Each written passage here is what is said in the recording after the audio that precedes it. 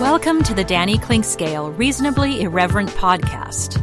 Insightful and witty commentary, probing interviews, and detours from the beaten path. Every once in a while, we have to bring out the big dog. Yeah. Oh, God help us. It's time for Danny Unleashed. Sponsored by Easton Roofing, where integrity matters. Go to eastonroofing.com for more. I can't believe you just shared that with me, Danny. I can. I share everything. I know. And that can be a problem. That's why sometimes. It's unleashed. Danny is unleashed. When it comes to having happy customers, most contractors talk the talk, but Easton Roofing walks the walk. If you don't believe me, just check out their reviews online. Check out Google, Facebook, or Yelp. You'll see the difference. Nearly 5,000 jobs completed in the KC area. They treat their team members and, of course, you with dignity, empathy, respect. You will love the interaction you have with Easton Roofing, commercial and residential, roofs, gutters, and attic insulation. They love repairs. You know, I heard that, and I need a repair, so I called. Well, and they could not have been nicer, and they're coming out to the house next week. We talked about the little jobs. I'm just having my gutters done. Are you really? Yeah. Good plan. Yeah. So call up.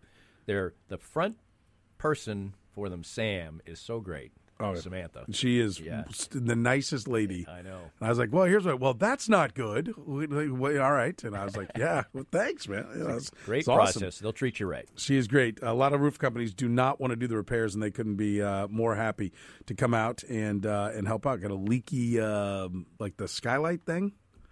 That's a common problem. Well, it's the problem. The issue that I have is it's 2 years old. Apparently, so remember somebody when we sat down with screwed Joe, something up. He says, I know. He says that's a common issue. I know. So you can check them out on their website. Great customer service experience. I can speak firsthand as I just called, and they're coming out next week. EastonRoofing.com. The experience you have with Easton Roofing will be like no other experience. Danny is here for a little Danny Unleashed. And where to begin, Danny? There's so did you much hear on this, the board. Soren? Oh, this should be good. Did you hear this? Suddenly he's Leno. Jameis Winston has announced that he wants to play 20 pounds heavier next year.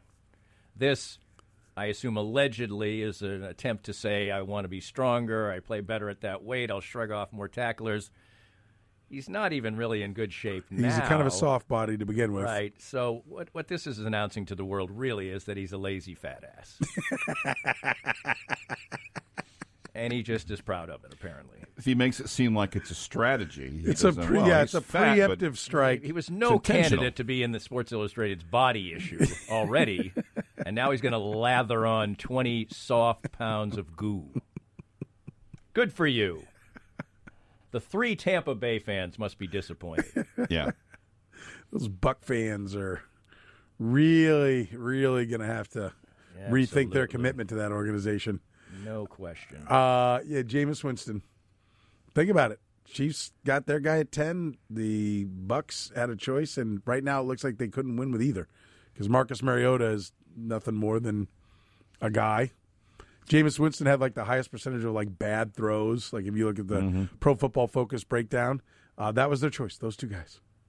Man, it feels good to have the quarterback right in town, doesn't it? Certainly does, and a guy who just can't wait to get back to football. I mean, just wanting to. He doesn't even like the way the Players Association limits his ability to be at the facility. So that's what the Chiefs have, and the Bucks have Donut Winston. I'm going to tell you something.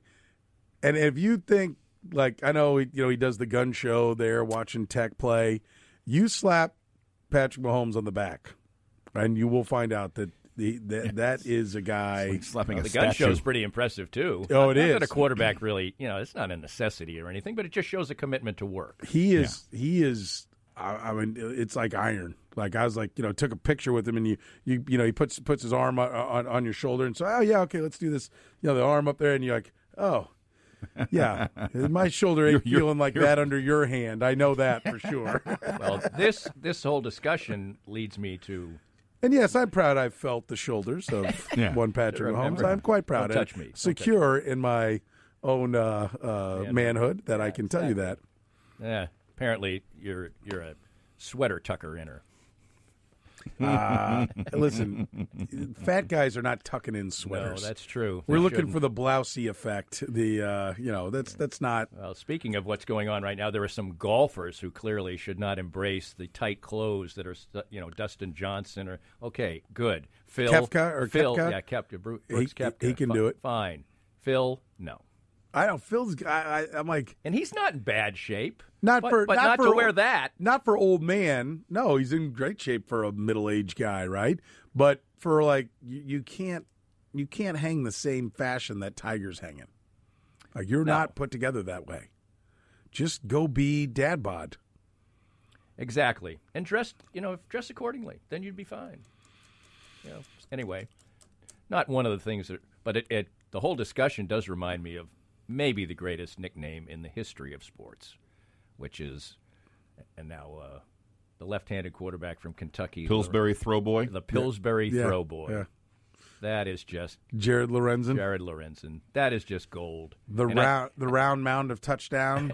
And I think he played recently, didn't he? Did he play? I think he was played in the that Arena league. League for a while. Arena? He played in some league And where he's huge he now. I mean, he's gone. That like bright green jersey was just stretched around him. Like it was bright green, and it was like made to look like it had scales. They were like the Gators or something, and yes, it was a horrific.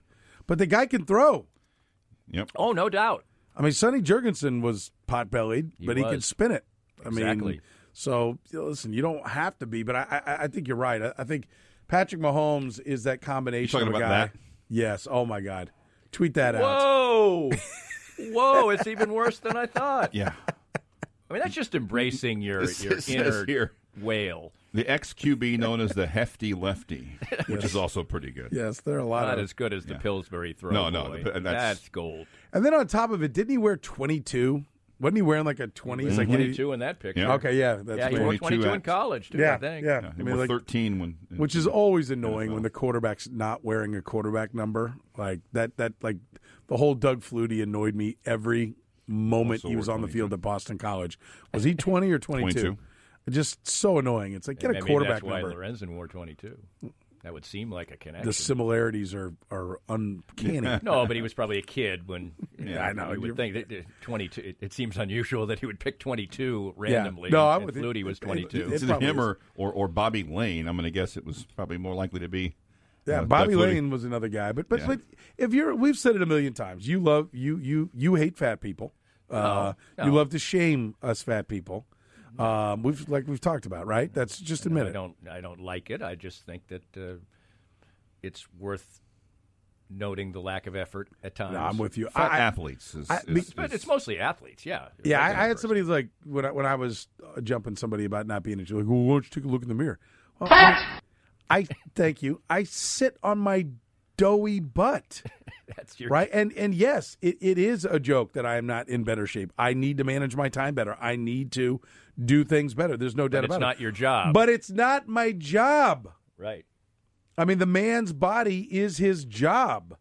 So Exactly. It's as simple as that. And so when you see Patrick Mahomes, and listen, you've got the time, man. Yes. Like It's like when I tore up my knee, it's never really been the same. I had, the worst knee injury that you can have, and because Danny would have it no other way. I mean, right, well, unfortunately it is. And you get to witness it firsthand. Yeah. But the rehab exercises they gave me would have taken me 6 hours a day. Now, I'm a pretty dedicated person, but nobody has. The only person who has 6 hours a day to rehab your knee is a professional athlete. So if I'd done that, my knee would probably be dandy now.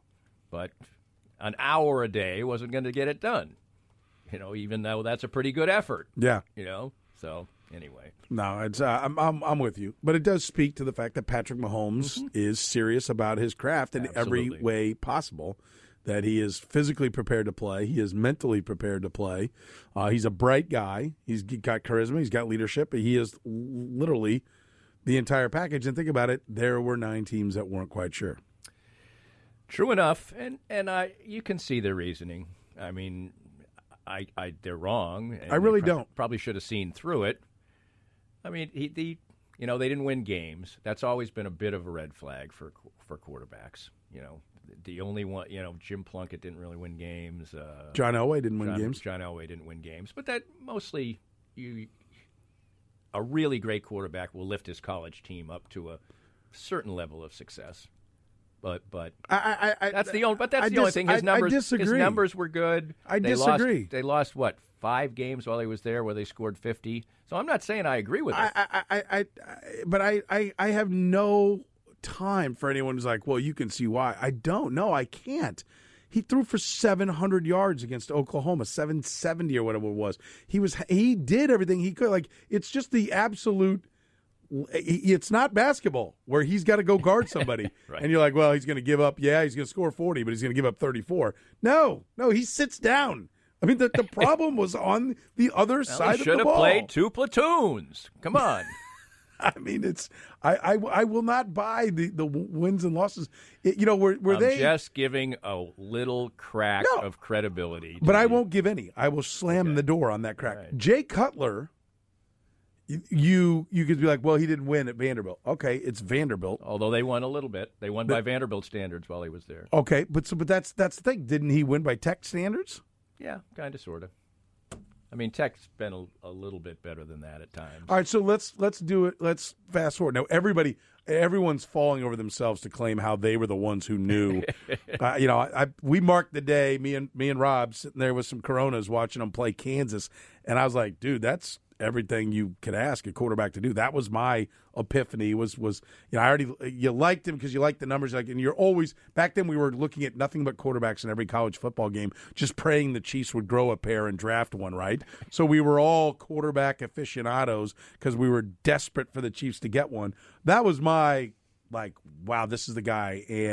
And they're saying 3rd round. I'll bet you it's 2nd round by the time draft rolls around. With that arm, the way he can spin it, I guarantee he's going to slide up there. And then you get there and he climbs all the way up. All right, now everybody's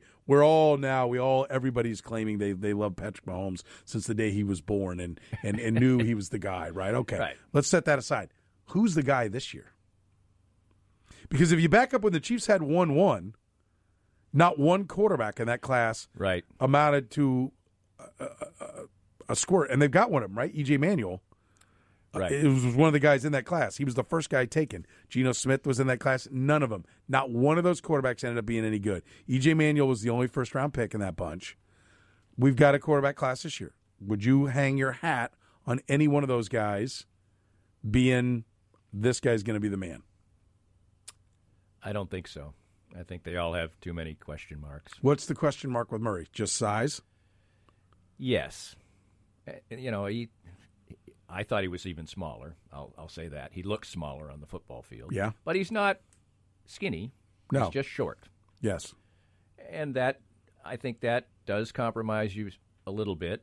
Maybe there might only be one Russell Wilson.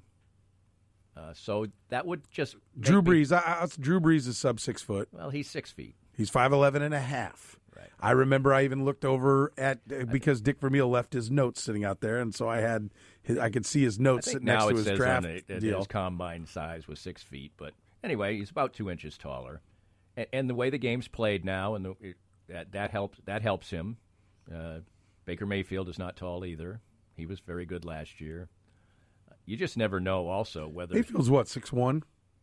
There's a big difference between 6'1.5". And what did he come in at? 5'10". 5'10" on the nose. On the nose, 5'10" even. Yeah. 5'10" and a half was Russell Wilson. There is a new trend. If they played the spread offense, would Doug Flutie have been that much better? I think so. I think Doug Flutie had been better. Doug Flutie was pretty good. 5'8".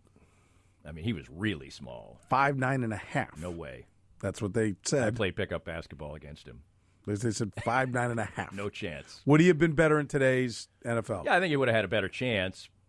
Yes. Okay. But so the game is adjusted to where he had a big arm, but you were demanded to be a pocket passer pretty much then. They move him around a little, and he played okay. He had an okay pro career. I think if you want to fancy yourself as a quarterback aficionado, then call your shot this year. Say who's going to be the guy. Now, who may not be a guy. Who they get teamed up with, who coaches them is an important part of the equation. There's no doubt about that.